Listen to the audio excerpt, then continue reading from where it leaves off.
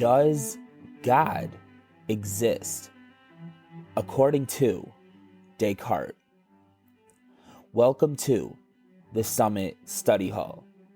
I'm Dre, and that's the first of our 5 questions which we're asking the father of modern philosophy. Before we actually get into the material itself, let's go over a very brief background of Descartes' main theory. He was born in 1596 and lived until 1650. He threw everything into doubt except his very consciousness and concluded that we can't know anything for certain other than the fact that we indeed are, as being skeptical about our own existence actually proves it. His famous, "I think, therefore I am," changed the landscape of philosophy forever. So with that said, let's not waste any time and get right into our first quote. Thus, the idea of God is the only one left about which to ask the question, does it contain something that could not have originated from me? By the word God, I understand some infinite substance, which is independent, supremely intelligent, and supremely powerful, and by which both I and everything else that exists, if anything else exists, were created.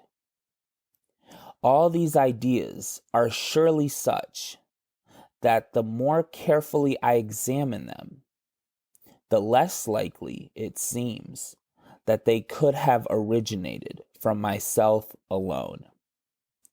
Therefore, one should draw the conclusion from what has been said that God necessarily exists.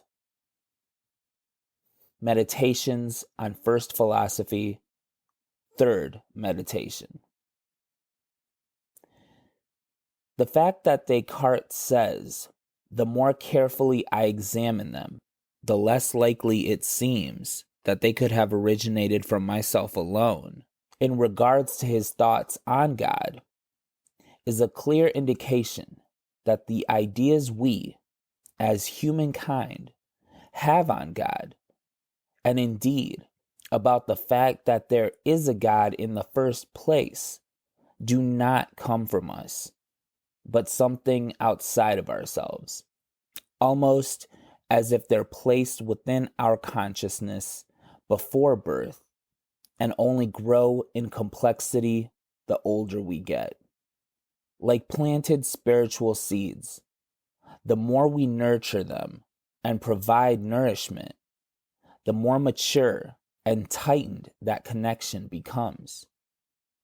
Descartes seems to know this and even acknowledges creation of his senses and everything else that exists by something supremely intelligent and supremely powerful. This is surely God, and he finishes his thought that a creator necessarily exists.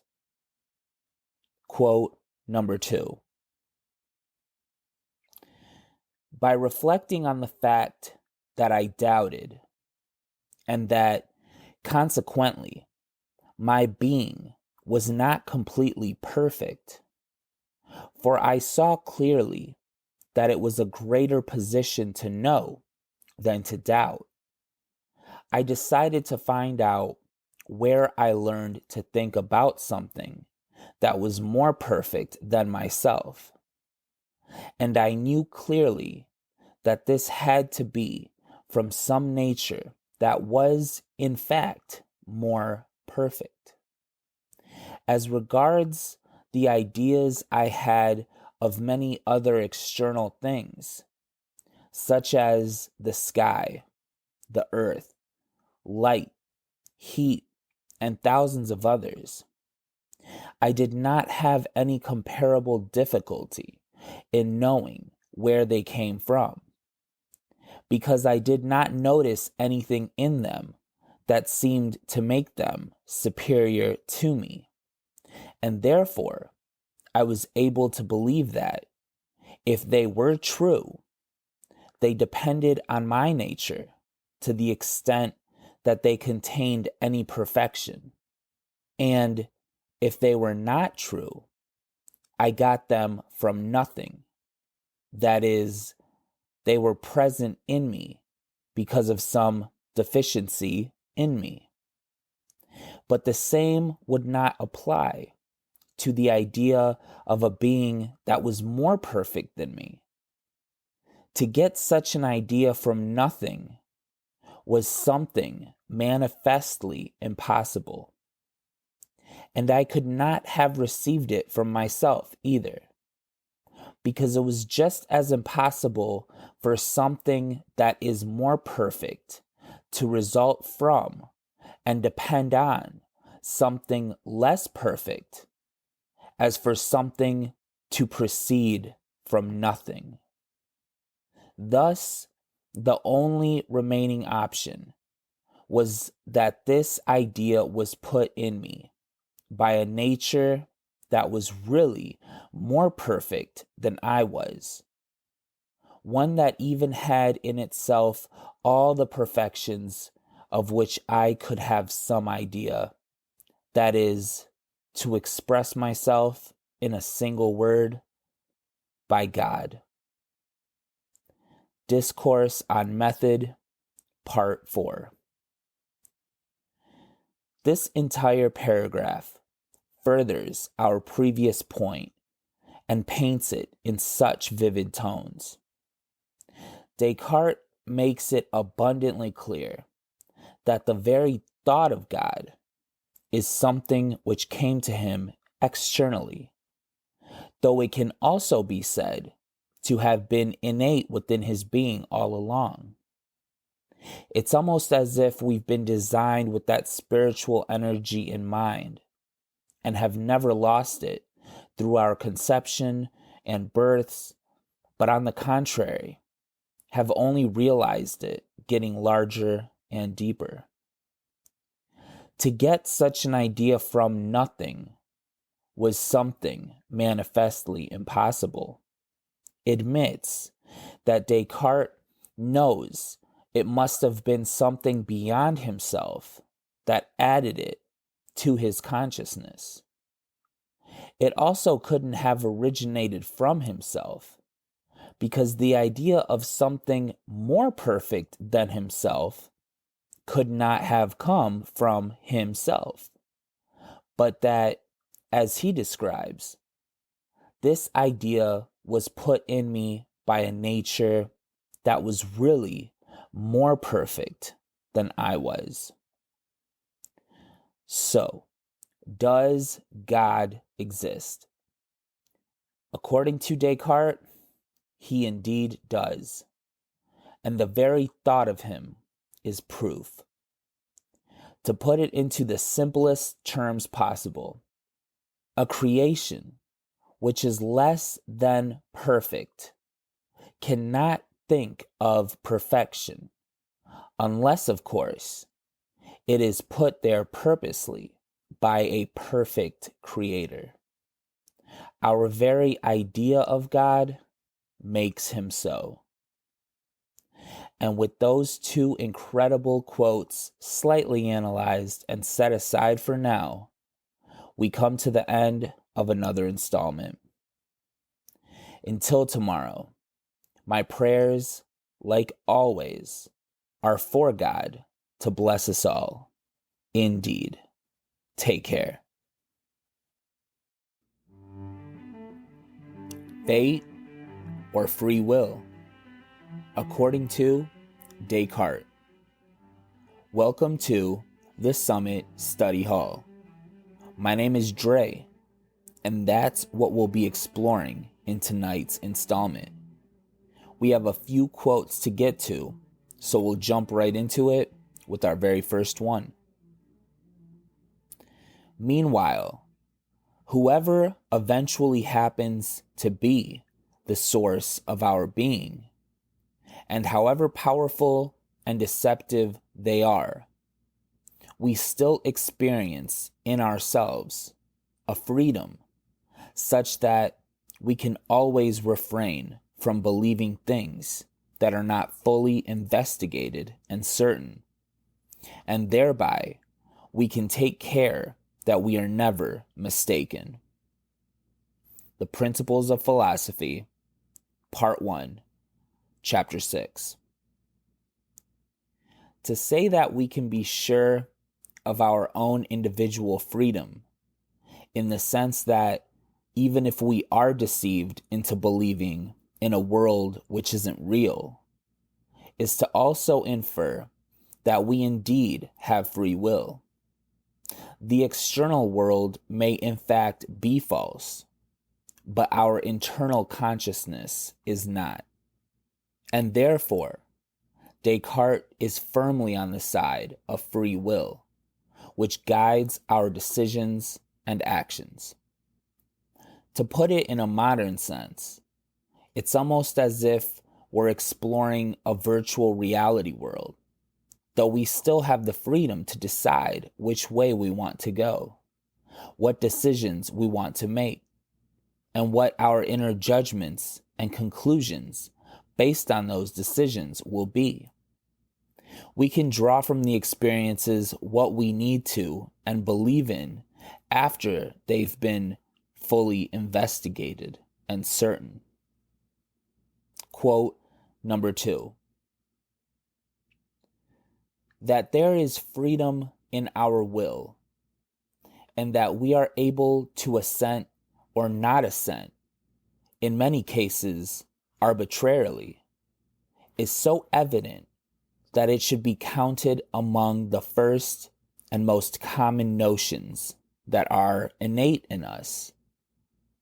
This was most evident above when, attempting to doubt everything, we reached a point at which we imagined some most powerful author of our origin who tried to deceive us in every way. Despite that, we experienced such freedom in ourselves that we were able to refrain from believing whatever was not fully examined and certain. Nor could there be any other things that are more self-evident and clear than what seemed to be beyond doubt at that time. The Principles of Philosophy, Part 1, Chapter 39. Here, Descartes is accepting that free will is such an obvious and initial sense within us that it can be said it's actually innate within our existence. In other words, to follow from our previous point, we can be deceived as much as the author of our deceit may will for us to. But that doesn't take away from our investigative faculties, which will always point the way towards the truth at the end of the day.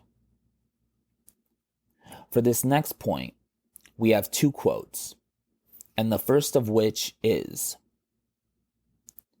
"Since we already acknowledge God, we perceive that he has such immense power that we believe it is criminal to think that there is anything we could ever do that was not preordained by him. We can easily involve ourselves in great difficulties if we try to reconcile this preordination by God with the freedom of our will, and if we attempt to comprehend both at the same time." The Principles of Philosophy, Part 1, Chapter 40. And the second quote, "We shall avoid these difficulties if we remember that our mind is finite, and that the power of God, by which he not only knew eternally everything that exists or could exist, but also willed and preordained them, is infinite. Therefore, this power is sufficiently accessible to us to enable us to perceive clearly and distinctly that God possesses it. But it cannot be comprehended by us sufficiently to enable us to see how it leaves human actions free and undetermined. We are so conscious of our freedom and indifference that there is nothing that we comprehend more perfectly or evidently, and it would be absurd just because we do not comprehend one thing which, of its very nature, we know should be incomprehensible to us, to doubt something else of which we have a profound understanding and which we experience in ourselves. The Principles of Philosophy, Part 1, Chapter 41.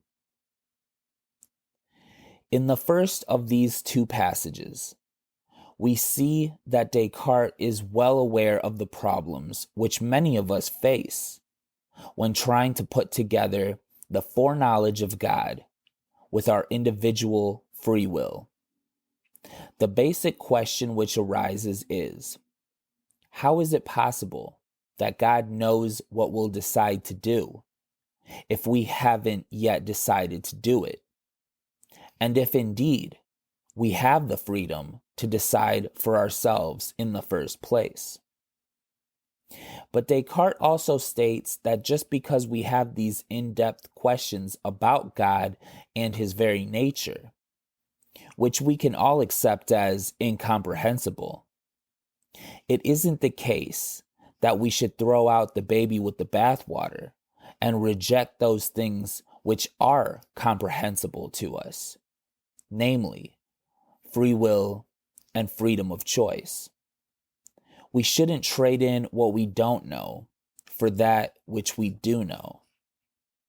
The subsequent issues which arrive from our inquiry into these things shouldn't deter us from our accepting free will as a possible answer, and even more so, compatibilism itself, which believes both fate and free will as being paralleled realities, and may hold the key to understanding God's foreknowledge and our freedom of choice simultaneously.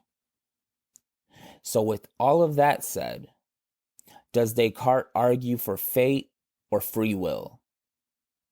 While he states his firm belief in free will, we can't ignore his faith in a certain amount of fate as well.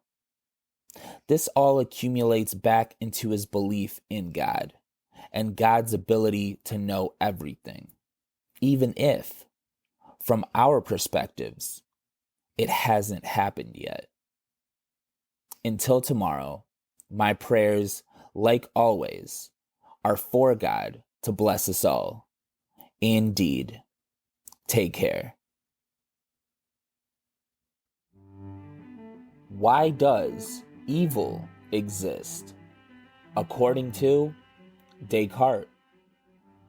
Welcome to the Summit Study Hall. I'm Dre, and that's the question of the night as we continue on our series with Renaissance philosopher Descartes. So let's jump right into it with our first quote.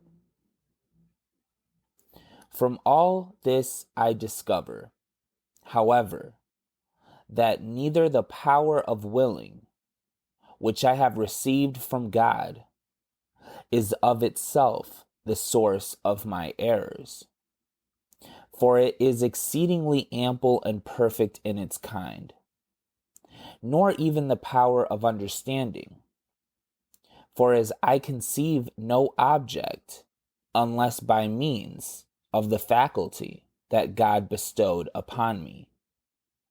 All that I conceive is doubtless rightly conceived by me, and it is impossible for me to be deceived in it. Whence then spring my errors? They arise from this cause alone, that I do not restrain the will, which is of much wider range than the understanding, within the same limits, but extend it even to things I do not understand. And as the will is of itself indifferent to such, it readily falls into error and sin by choosing the false in room of the true, and evil instead of good. Meditations on First Philosophy, Fourth Meditation.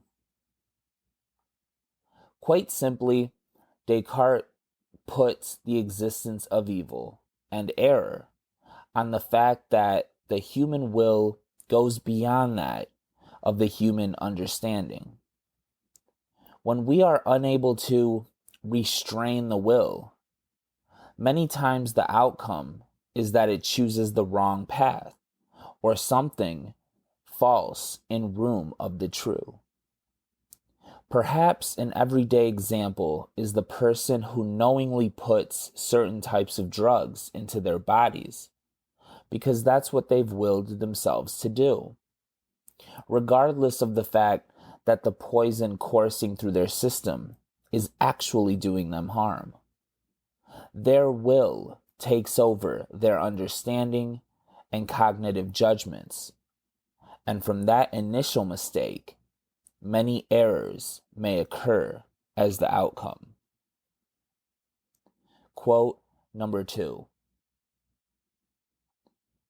Therefore, I will suppose that not God, who is the source of truth, but some evil mind, who is all-powerful and cunning, has devoted all their energies to deceiving me. Meditations on First Philosophy, First Meditation. What is it that convinces Descartes to call this mind, which tricks us into believing a false reality, evil in the first place? What makes it evil? And furthermore, what makes anything evil? In the context of this specific situation, it's the simple fact that this mind is deceitful, and its sole purpose is to deceive us with things which are false. This relates directly to any negative force in the world today. And for those of us who believe in the spiritual realm, indeed, all that which doesn't come from God can very readily be termed evil. If God is truth himself, then the opposite would have to be a lie. The energy coming from the other extreme would have to want us to live in miserable, unhappy existences, rather than joyful and content ones, which we are intended to have. We can also relate this to sin itself, which, in very spiritual terms, is a lie in and of itself. It tricks the person into thinking that their will is correct and that their understanding doesn't matter, exactly as Descartes pointed out with the previous passage. Seeing as the will overtakes the understanding, the sin can then readily be realized. These are the problems which Descartes has pointed out in the search for why evil exists at all. So what's our final summation on the existence of evil? Perhaps we can put it in a single word: misrepresentation. Misrepresentation of the truth. A veil covering the actuality of things, which casts shadows on the wall instead of showing the audience the true objects being held next to the fire behind them, to throw it back to Plato's world. How then do we protect ourselves from being deceived in the first place? To relate it to last night's quote, by fully investigating and being certain. This speaks to our ability of questioning things at their source, to their very core. The truth will always stand up to scrutiny.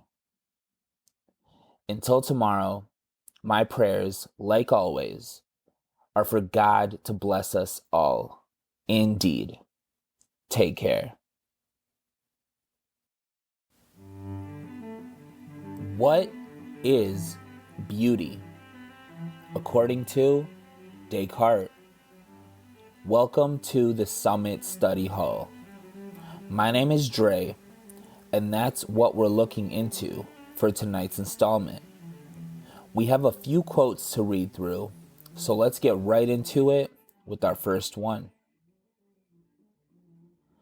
I think it proper to remain here for some time in the contemplation of God himself, that I may ponder at leisure his marvelous attributes, and behold, admire, and adore the beauty of this light so unspeakably great, as far, at least, as the strength of my mind, which is to some degree dazzled by the sight, will permit.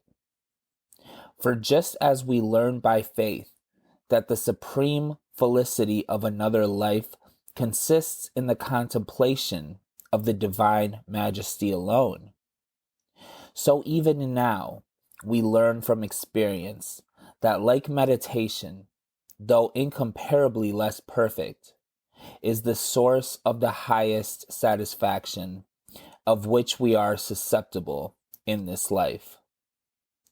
Meditations of First Philosophy, Third Meditation. Descartes is attributing the very idea of beauty with God's light, and lets himself remain in the moment long enough to admire it for as much as his own mind will permit. It isn't a new idea to relate beauty itself to God, but the philosopher does it in such respectful terms here that it merited an inclusion. To meditate on something may very well be one of the highest forms of appreciation towards mostly anything: love, lessons, and God himself. To sit and ponder an external object, person, or energy is to show admiration towards them in a way that begins in the mind, but settles in the heart. Quote number 2. I still continued, however, to hold in esteem the studies of the schools.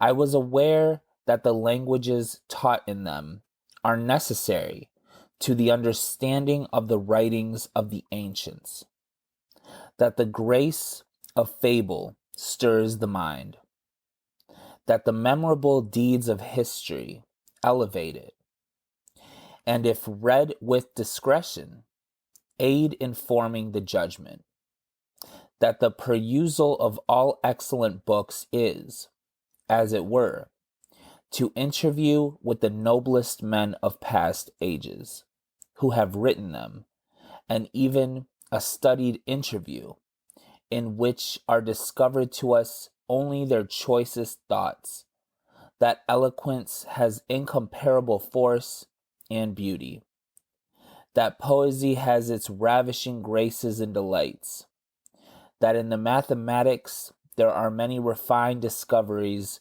eminently suited to gratify the inquisitive, as well as further all the arts and lessen the labor of men, that numerous highly useful precepts and exhortations to virtue are contained in treatises on morals, that theology points out the path to heaven, that philosophy affords the means of discoursing with an appearance of truth on all matters, and commands the admiration of the more simple, that jurisprudence, medicine, and the other sciences secure for their cultivators honors and riches, and, in fine, that it is useful to bestow some attention upon all, even upon those abounding the most in superstition and error, that we may be in a position to determine their real value and guard against being deceived. Discourse on Method, Part 1. As Descartes attributed beauty to God in the first passage, so he does here to the philosophers and thinkers of past ages. While he is remembered for his genius, it's nice to point out that he also remembered others which came before him for their own merits and the magnitude of thoughts which they themselves left behind. This in itself is a beautiful thing, and it only further proves that to be considered a person of beauty, one must be able to see the beauty in other things outside of themselves first. Descartes not only changed the landscape of philosophy forever, but he allowed himself to be changed by the study and schooling of all the minds which preceded his. Quote number 3. For just as all the arts, though in their beginnings they are rude and imperfect, are yet gradually perfected by practice, from their containing at first something true, and whose effect experience evinces, so in philosophy, when we have true principles, we cannot fail by following them to meet sometimes with other truths. And we could not better prove the falsity of those of Aristotle than by saying that men made no progress in knowledge by their means during the many ages they prosecuted them. Principles of Philosophy, Introduction. Here, the philosopher states how anything which is to be considered art is at first a mere thought of what its ending is meant to be, look like, sound like, etc. For example, when a writer starts a short story with its beginning sentence, they've probably already thought about the entire piece many times over, from inception to completion. It goes through a process which always begins by a single thought or idea, no matter how unpolished it may be. The same can be said of philosophy. Every notion begins somewhere, at some early stage. No concept has ever really been thought up perfectly upon its first appearance in the mind. Things take time, especially the deeper and tougher questions which all philosophers seem to love answering. This is how beauty is truly achieved, through a process and with time. Like thoughts themselves, anything worth calling beautiful most likely went through a series of changes and stages from conception to completion. We can thusly say that beauty on its own is a process, if not an art form in and of itself. Quote number 4. We should ever bear in mind the infinity of the power and goodness of God, that we may not fear falling into error by imagining his works to be too great, beautiful, and perfect, but that we may, on the contrary, take care lest, by supposing limits to them of which we have no certain knowledge, we appear to think less highly than we ought of the power of God. Principles of Philosophy, Part 3. Plain and simple, this passage clearly says not to put limits on the beauty and majesty of certain things.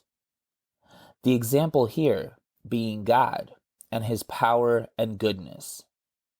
We can relate this to beauty by saying that if something truly is beautiful, we should give it all the respect it deserves, whether or not it pertains to personal taste. Examples may include the appreciation of certain cinematography in a film that otherwise isn't someone's favorite genre, or the way a phrase sounds when spoken aloud, though it may not say much in terms of actual meaning. We should remain cautious when taking into consideration such things as to not let our personal opinions take away from their artfulness, especially when it comes to nature and creation itself. So, what is beauty? According to Descartes, it's something which needs to be admired from a respectful and reflective mindset, and something which takes time to achieve its beauty. Only God, whom Descartes probably admires as the most beautiful of all things, has the ability to come up with something entirely beautiful in one fell swoop, namely creation, i.e., ourselves. And so he must be admired above all things in return. Until tomorrow, my prayers, like always, are for God to bless us all. Indeed. Take care. How does time move? According to Descartes. Welcome to the Summit Study Hall. I'm Dre, and that's the last question, as always, which we're asking the father of modern philosophy today. It's going to be a bit of a shorter installment, as we only have a single quote to go through and analyze, but it's an important one all the same. So we'll get right into it right now. For a lifetime can be divided into innumerable parts that do not depend on each other in any way. The fact that I existed a short while ago does not imply that I must exist at present unless some other cause recreates me, as it were, in the present moment, or, in other words, conserves me. It is clear to anyone who thinks about the nature of time that the same power and action is obviously required to conserve anything during the individual moments of its duration, as would be required to create it for the first time, had it not already existed. Thus, there is only a distinction of reason between conservation and creation. And this is one of the things that are evident by the natural light of reason. Meditations of First Philosophy, Third Meditation. By this passage, we see that time isn't so much as ever moving from one second to the next with pure fluidity, but that everything is recreated or conserved in every instance. Much like a nearly infinite loaf of bread, time is sliced into separate segments, and we are carried through them from one to the next, and so forth. To say that there is only a distinction of reason between conservation and creation brings to mind those very acts of God in relation to our own existences themselves. Why did God create us? Or why does he continue to conserve us at all? If the reasons are different, then they may be said as to give us a chance to decide our eternity for the former, and to solidify the proof of his existence for the latter. Descartes also points out from the first few phrases that just because he existed a short while ago shouldn't mean that he must exist at present. If this rule of creation or conservation, as he puts it, applies to himself, then it must surely apply to everything else as well. If this were true, then the present existence of people and things is surely tied to some sort of deeper reason, which we may or may not be able to figure out for ourselves. As we've pointed out, perhaps the reason for a conservation model of existence is that so God can further prove his existence to us from one example to the next. But what if we take this idea and apply it to states of being as well, such as being joyous or in emotional pain? Why do these feelings last as long as they do? Who is to say they shouldn't have ended long ago? The reasons, for as far as we should be able to see for ourselves, may be that they haven't produced the desired effect in us yet, or that their purpose is still ongoing. To then bring this back to why we exist for as long as we do, may be for the same idea, that our own purpose is still ongoing. To put it into practical terms, perhaps we haven't yet met the person who will forever change our lives for the better, or vice versa. Perhaps we still have to tie up some loose ends, or close out any existing loops, in a sense, that began long, long ago. At the end of the day, there must surely be infinite factors which attribute to why we exist from one moment to the next, and do not disappear, but that, in many instances, indeed feel life even more intensely at certain times than at prior points altogether.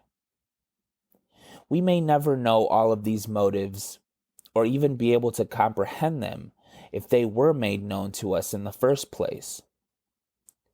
One thing we can be sure of, however, is that if we stay the course and live out this life as intended, we will one day be given the chance to see and study our lives as blueprints from the smallest detail outward, even if it has to happen in a different realm altogether.